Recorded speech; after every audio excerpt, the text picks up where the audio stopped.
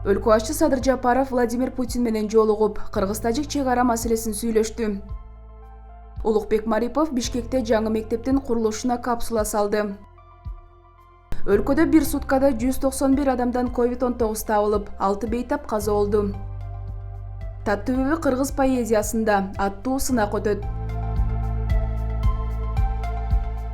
Россиянын президенти Владимир Путин Кыргызстандын президенти Садыр Жапаров менен жолугушууда эки өлкөнүн мамилесинин ийгиликтүү өнүгүүсүн белгиледи. Белгилүү болгондой, бүгүн 24 майда Орусиянын Сочи шаарында Кыргызстан менен Орусиянын президенттери жолугушуу өткөрүүдө. Анда мамлекеттер аралык мамилелердеги кырдаал бекемделип жана өнүгүп келе жатат деп айта алабыз, деди Путин. Путин Кыргызстан менен соода жүгүртүүдө Россия биринчи орунда турганын кошумчалады. Былтыр эки өлкө ортосунда соода жүгүртүү төмөндөп кеткен. Бирок россиялык лидердин айтымында 2021 жылдын биринчи чейрегинде ал көрсөткүч 6%га өскөн. Мындан тышкары Владимир Путин Орусия Кыргызстан менен Тажикстандын чек-ара маселелерин чечүүгө көмөктөшүү үчүн мүмкүн болгон бардык аракетти көрөөрүн айтты. Биз өтө дыкаттык жана кабатырлануу менен Кыргыз-тажик чек-арасындагы абалга көз салып турдук. Өзүңүз билгендей, жакында эле Тажикстандын президенти Москвага келип кетти. Биз аны менен да ушул маселени талкууладык. Эки тараптын тең бул маселени чечүүдө тынчтык жол менен сүйлөшүүнү тандаганын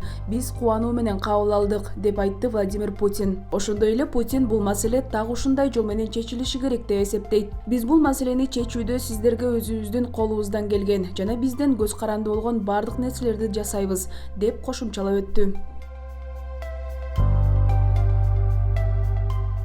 Кыргыз Республикасынын министрлер кабинетинин төрагасы Улукбек Марипов Бишкек шаарындагы Алтын Ордо жаңы конушундагы жалпы билим берүүчү жаңы мектептин курулушуна капсула салуу салтанатына катышты. Улукбек Марипов белгилегендей, социалдык объектилердин курулушу мамлекеттик жана муниципалдык органдардын ишиндеги артыкчылыктуу багыттардын бири болуп саналат. Мектеп бул өлкөнүн келечегинин символу болуп саналат. Себеби инсандын калыптанышы мектептеги курагына туш келет. Жалпы билим берүү мекемеси ар бир окуучу үчүн экинчи үйү катары саналат. Келечек муундун кандай болуп калыптанаары бизден көз каранды. Балдардын сапаттуу билим алышы үчүн бардык шарттарды түзүүбүз зарыл. Жаңы мектеп жаш муундун келечеги үчүн мыкты негиз болуп, республиканын өнүгүүсүнө өз салымын кошо турган мыкты коомдук жана мамлекеттик ишмерлердин ордосу болот деп ишенем, деди Улукбек Марипов. Андан соң министрлер кабинетинин төрагасы Бишкек шаарындагы Сухэ Батыр көчөсүнүн Каралаев көчөсүнөн 7 апрель көчөсүнө чейинки тилкесинин курулушунун жүрүшү менен таанышты. Аталган жолдун курулушу Ахунбаев жана Токонбаев көчөлөрүндөгү,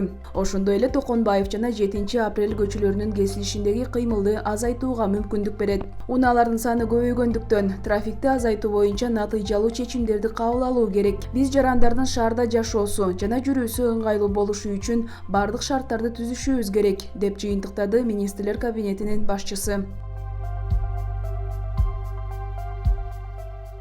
Кыргызстанда 24 майга карата коронавирус дагы 191 адамдан аныкталды. Бул тууралуу Саламаттык сактоо жана социалдык өнүктүрүү министрлигинен билдиришти. Маалыматка караганда, Бишкекте 121, Ош шаарында 11, Чүй облусунда 28, Ош облусунда 2, Талас облусунда 6, Нарын облусунда 8, Ысык Көл облусунда 11, Жалал Абад облусунда 4 адамдан илдет табылган. Ал эми бир сутка ичинде 308 адам коронавирустан айыгып чыккан. Алсак Бишкекте 224, Ош шаарында 7, Чүй облусунда 64, Ош облусунда 5, Талас облусунда 2, Нарын облусунда 2, Ысык Көл облусунда 4 адам сакайды. Сутка ичинде COVID-19 илдетинен Бишкек шаарында 4, Чүй облусунда 1, Талас облусунда 1 бейтап каза болду. Бүгүнкү күнү стационарларда коронавирустан 1571 бейтап, амбулатордук түрдө 2228 адам дарыланууда. Алардын ичинен 1062 бейтаптын абалы орто оорлукта, 411 адамдын абалы оор жана 81 бейтап өтө оор абалда жатат. Ал эми бир сутка ичинде өлкө боюнча 3 медициналык кызматкер коронавирус жуктуруп алганы аныкталды. Пандемия башталгандан бери 4595 медицина кызматкери коронавирус жуктуруп алган. Алардын ичинен 4532 медкызматкер айыгып чыкты. Кыргызстанда пандемия башталгандан бери 102702 адам коронавирус жуктурган. Алардын ичинен 96119 киши айыгып чыкса,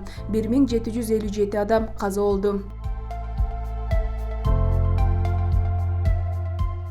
Кыргыз Республикасынын эмгек сиңирген артисти Таттыбүбү Турсунбаеванын өчпөс элесине арналган Таттыбүбү кыргыз поэзиясында аттуу сынак өтөт. Бул тууралуу Маданият, маалымат, спорт жана жаштар саясаты министрлигинин басма сөз кызматы билдирет. Маалыматка караганда, сынакты Маданият, маалымат, спорт жана жаштар саясаты министрлиги Таттыбүбү Турсунбаева атындагы республикалык фонду, Нурканбек Турсунбаев атындагы эл аралык коомдук кайрымдуулук фонду жана Кыргыз Республикасынын эл аралык Нур Борбор чыгармачылык академиясы менен биргеликте өткөрүүдө. Сынактын шарттары: 16 жаштан 37 жашка чейинки курактагы акындар катыша алат. Тапшырылган ырлардын көлөмүнө чектөө коюлбайт. Чыгармалар жазуу түрүндө электрондук вариантта гана кабыл алынат. Бир автор бир гана ыр менен катышууга укуктуу. Ырлар мурда сынакка катышпаган болушу шарт. Ал эми сынактын жалпы байге фонду 100 000 сом, баш байге 15 000 сомдон 2 жеңүүчүгө, биринчи орун 10 000 сомдон 2 жеңүүчүгө, экинчи орун 7 000 сомдон 2 жеңүүчүгө, үчүнчү орун 5 000 сомдон 2 жеңүүчүгө,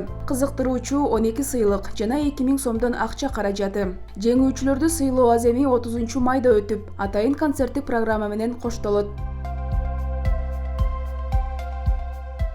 Эртең 25 майда түнкүсүн Ош, Ысык Көл областарынын тоолуу райондорунда жамгыр, бийик тоолордо кар жаайт. Бул тууралуу Кыргыз Гидрометтен билдиришти. Күндүз Баткен, Талас областарынын кээ бир аймактарында, Чүй, Ош, Жалал Абад, Ысык Көл областарынын тоолуу жерлеринде жаан-чачын болот. Түштүк-чыгыштан жел согуп турат. Абанын температурасы Баткен, Ош, Жалал Абад, Чүй областарында түнкүсүн +13, +18, күндүз +30, +35. Талас жергесинде түнкүсүн +11, +16, күндүз +28, +32. Ысык Көл дубанында түнкүсүн +9, +14, күндүз +23, +28. Нарын облусунда түнкүсүн +7, +12, күндүз +23, +28. Ал эми Бишкек шаарында жаан-чачын болбойт. Түнкүсүн +16, +18, күндүз +32, +34 градус болот.